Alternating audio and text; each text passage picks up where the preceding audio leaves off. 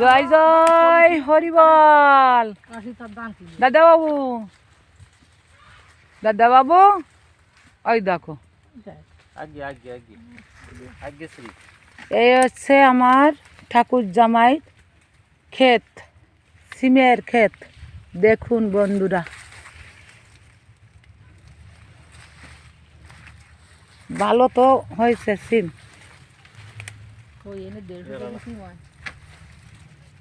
তোমরা এক একবারে তোলো কিরকম সিম?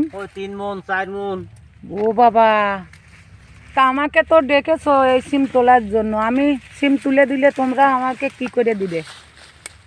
তুমি যা কর, যদি মনে করো আমার একটু কাজ করে দিতে বেবিনি ভাই, ধান কেটে দেবো তোমার বাড়ি।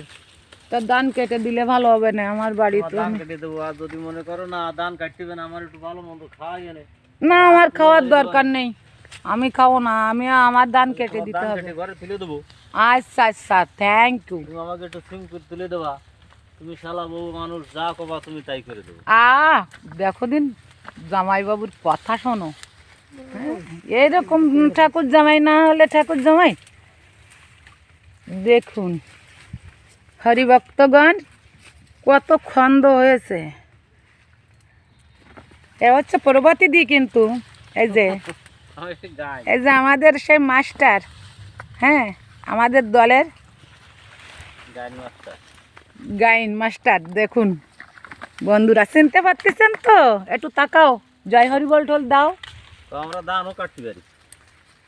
কথা বলতে লজ্জা পাচ্ছে, গমটা টমটা দিয়ে একেবারে মানে আমাকে জমের লজ্জা করে, কিন্তু আমার এই বৌদি তা শোনে না। এই যে সিম দেখুন বন্ধুরা, কি পরিমাণে সিম হয়েছে। আর আমার এই দাদাবাবু ক্যামেরার সামনে আসতে চাচ্ছে না, বলছে কি চেহারা কীরকম হয়ে গেছে, তুমি আর আমাকে ভিডিও করো না। তা আমি বলতেছি কি, তোমার যা চেহারা আমাদের গ্রামের শ্রেষ্ঠ চেহারা, আর তুমি এরকম বললি হয়? একটু দেখুন, তাকাও, একটু তাকাও, ভালো করে তাকাও। দেখুন বন্ধুরা কত সুন্দর চেহারা। ও তো এখন মানে কৃষক হয়েছে, এই জন্য মনে হচ্ছে যেন কীরকম, কিন্তু আসলে সব দিক থেকে পারদর্শী। কি না পারে, উনিও মাস্টারি করে। হ্যাঁ, হরিসঙ্গীতের একেবারে গানের মাস্টার, আবার সে তবল সিম্যান, আবার সে শ্রেষ্ঠ ডুলিও বটে। হ্যাঁ, আবার সে রাজমিস্ত্রি কাজও করতে জানে, মিস্ত্রি কাজও করে, কাঠমিস্ত্রি কাজও করে, মানে সর্বদিকতে পারদর্শী আমার এই ঠাকুর জামাই। কোনটা বলেন আপনি? এখন যদি বলেন যে ভ্যালোরে নিয়ে যেতে হবে, তাও এক চান্সে ও নিয়ে যেতে পারে। এত যোগাযোগ, মানে সর্বদিকতে এত পারদর্শী, তা বলে বোঝাতে পারবো না। আপনারা একদিন আসবেন। দেখুন বন্ধুরা, কি সুন্দর ক্ষেত, ফসল ফলিছে। এই ফসল, সিমের ফসলটা এত ভালো হয়েছে। দেখুন সিম একেবারে ডগায় ডগায়, এই দেখুন।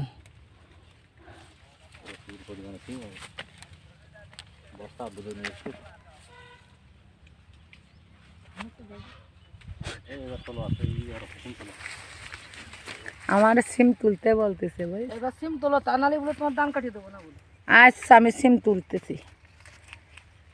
এটা বিনিময় করতেছে, কিন্তু নিঃস্বার্থভাবে না, এটা বিনিময়। কারণ আমিও একা মানুষ, আমাকে তো একটু করতে হবে। এখন যদি আমি আমার কাজ কামাই দিয়ে আমি তোমাদের সিম তুলতে আসি, তাহলে আমারও কাজটা বন্ধ হয়ে যাবে। এটাই তো আমার সার্থকতা। না ওরে তো তুলতেছি তো, তো কোনো জয় হরি বল, রাখছি। তো সমস্যা কি?